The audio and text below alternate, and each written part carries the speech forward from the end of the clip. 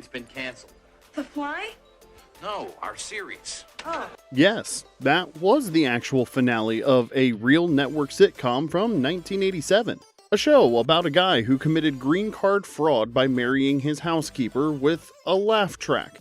And somehow that awkward fourth wall break wasn't even the worst part, but we'll get to that in a bit. So, 1987. Remember that year? Reagan was in the White House, The Simpsons was just a weird little cartoon on the Tracy Ullman Show, and Fox was the scrappy new network throwing anything on air to see what stuck. Well, today we're digging into 10 TV shows from 1987 that face-planted so hard they left an impression in the concrete. Some had concepts so bizarre you'd think someone lost a bet, some had A-list talent trapped in roles that made their agents cry themselves to sleep, and some, well, let's just say the executives who greenlit them probably don't list them on their resumes. Well, let's start the countdown at number 10 with Werewolf from Fox.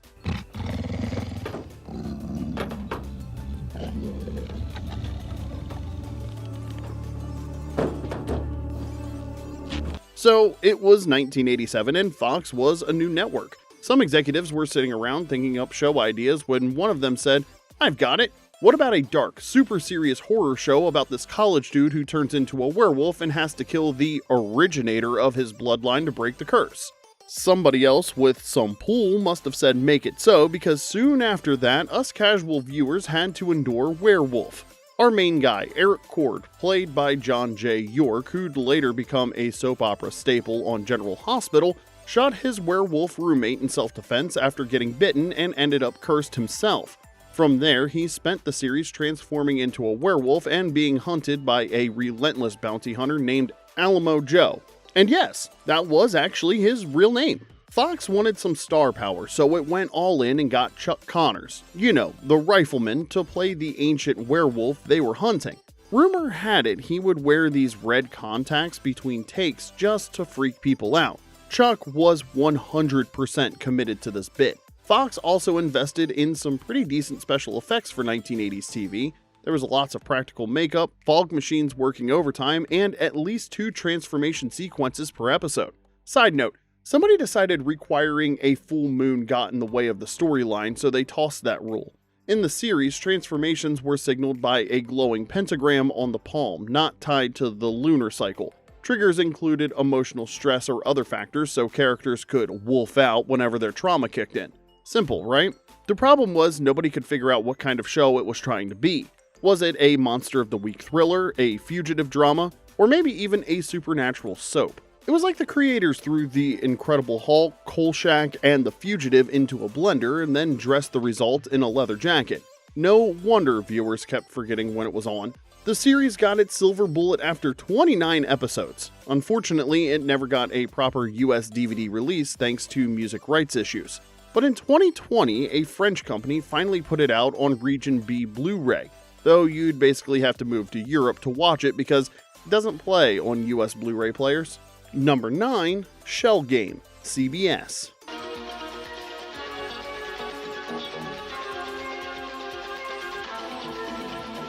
Imagine The Equalizer, but it was hosted by 2 charming grifters who ran consumer action TV show and tricked rich people out of their money for justice. That was Shell Game. It starred Margot Kidder and James Reed as 2 exes who used their con artist skills to do good. So they're basically Robin Hood with a tax fraud conviction and a primetime slot on CBS. Every episode they'd expose a scam by running another scam, and somehow everyone learned a valuable lesson. The moral of the story was that trust was overrated unless the con artist had great hair and a jazzy soundtrack. Behind the scenes, Kidder's legendary intensity reportedly clashed with the show's lightweight tone. She'd just come off Superman 4 and was ready for meatier material than CBS had in mind. The tone was weirdly upbeat for a show about lying to everybody. One minute you were watching Margot Kidder in a power suit forge a check, and next she was handing a life lesson to a lonely widow who'd just been scammed by a pyramid scheme. Heartwarming.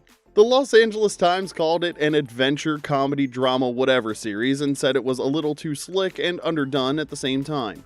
Viewers seemed to agree. The show disappeared after just 6 episodes, which was kind of perfect for something called Shell Game. You kept looking for something solid, and it just wasn't there. Number 8, Legwork, CBS. But you want to know the worst part? I'm gonna miss Chuck. He made me happy. The show combined the grit of New York City crime with the glamour of a fashion show runway, and if that plot confused you, you weren't alone. In this 1987 CBS crime drama, we followed Claire McCarran, played by Margaret Collin, a former assistant DA who traded in her courtroom heels for, well, private investigator heels. Who knew solving crimes required such impractical footwear and a Porsche 911 Cabriolet? Fun fact, before Margaret Collin blew up in Independence Day and Gossip Girl, she got this role fresh off her starring role in the film Something Wild with Jeff Daniels and Melanie Griffith. Her private eye business was barely staying afloat, forcing her to rely on handouts from her brother, an NYPD lieutenant, and tips from her friend Willie at the DA's office. Oh, and Willie? She was played by Frances McDormand. Yeah, that's right. Before collecting Oscars for Fargo and 3 Billboards, McDormand was stuck in this show wearing power suits with shoulder pads that could take out somebody's eye. Legwork aired on CBS in 1987, dumped into the Saturday night death slot against the Golden Girls and Amen. It barely made a dent, and after 6 episodes, CBS pulled the plug. No mystery there. Fun fact, there were 4 additional episodes produced, but CBS never bothered airing them. Number 7. The Popcorn Kid, CBS.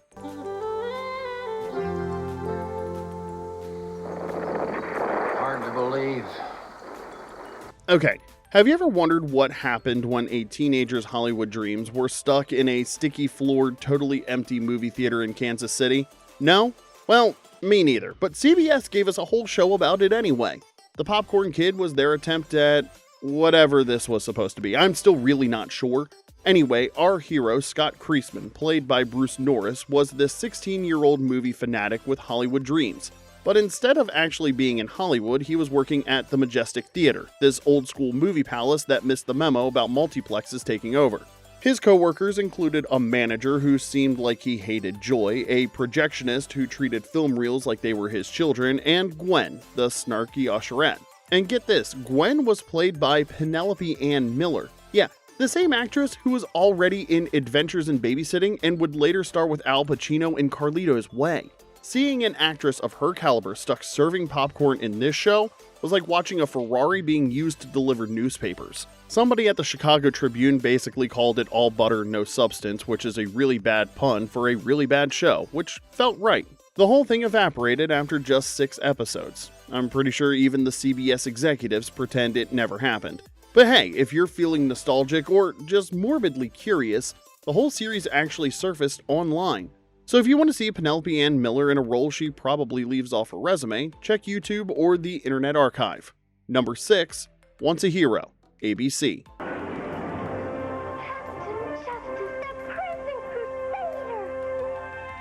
ABC's Once a Hero had a promising hook. What happens when a comic book superhero jumps into the real world and discovers his powers don't work here? Meet Captain Justice, played by Jeff Lester in what would be his biggest role ever, a fictional superhero from the pages of a declining comic book. As readership waned, he crossed into our reality, only to find his superpowers left behind. Because, of course, the real world had no room for spandex-clad do-gooders with chiseled jaws and 0 social skills. The timing, however, couldn't have been worse. The superhero genre was in an awkward transition phase, somewhere between the greatest American heroes' earnest goofiness and the darker heroes that were coming.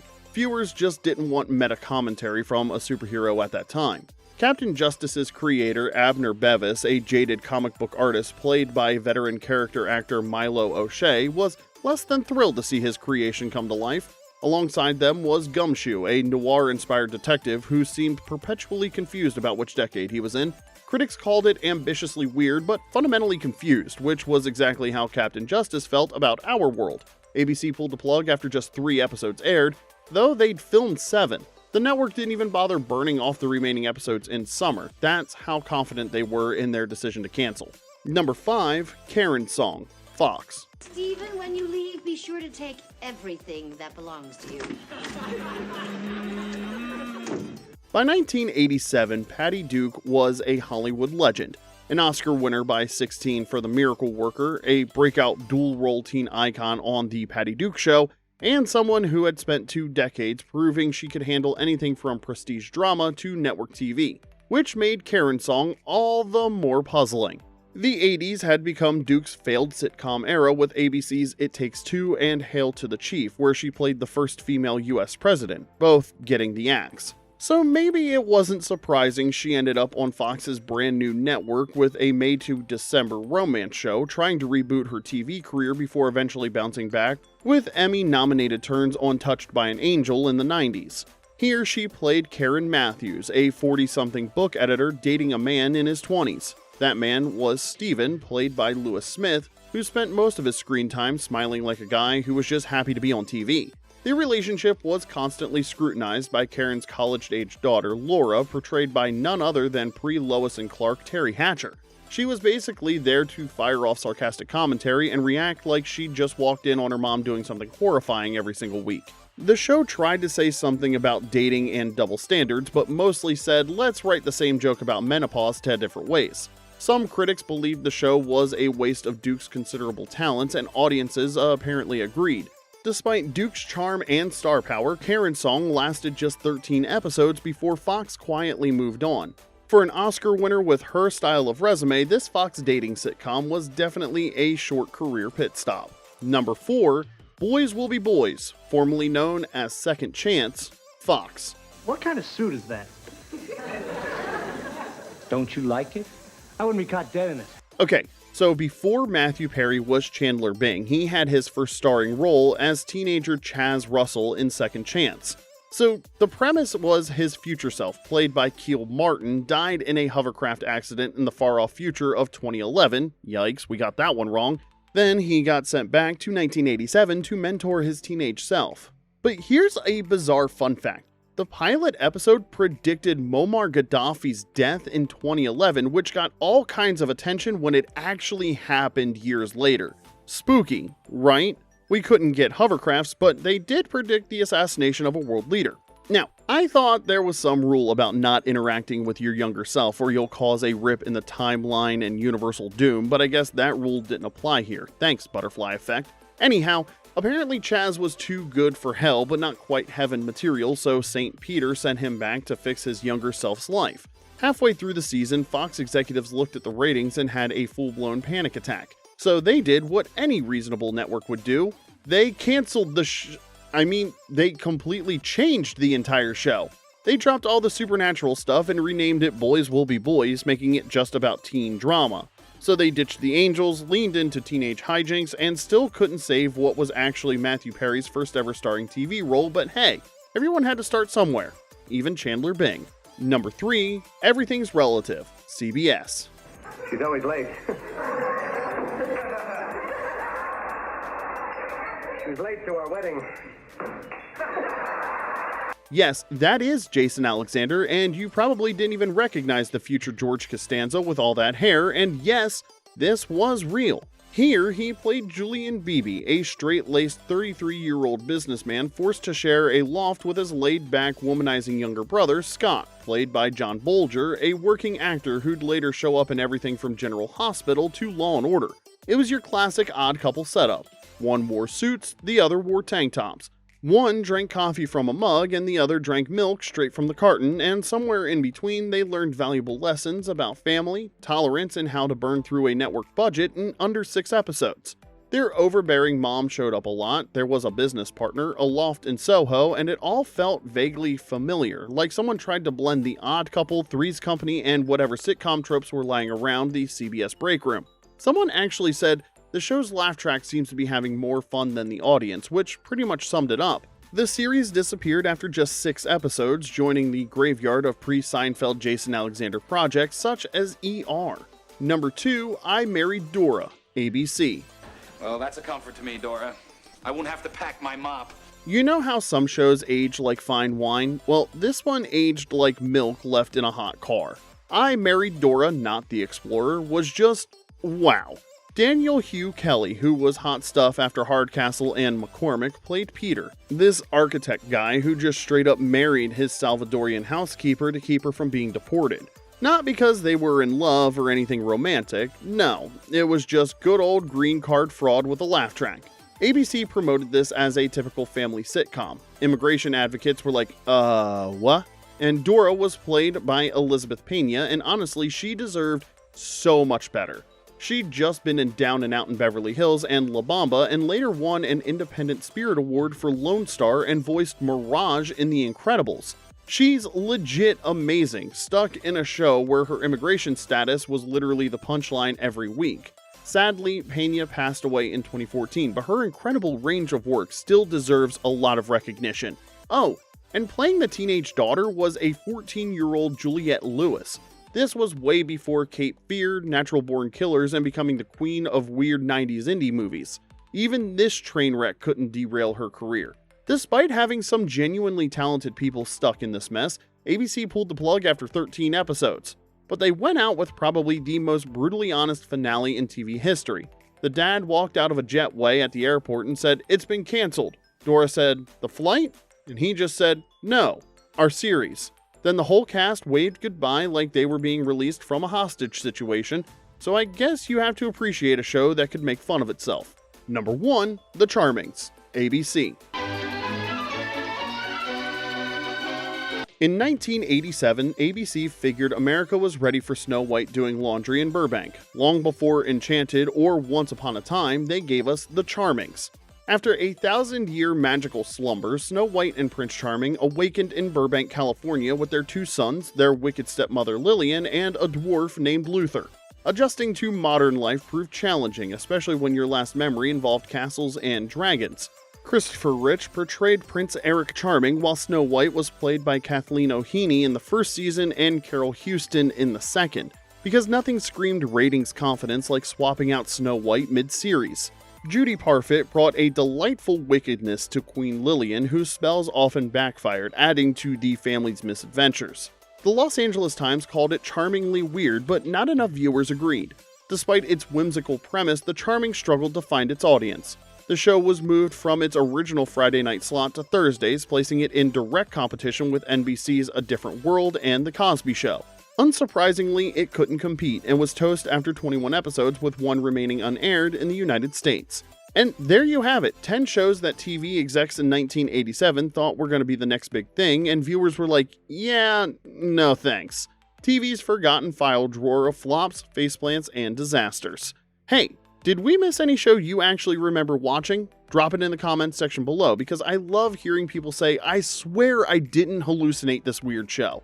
And be sure to smash that like button, hit subscribe, and check out our playlist of other forgotten TV flops from the 1980s. Links in the description below. See you all next time when we dig up more shows that network execs wish you'd forget ever existed.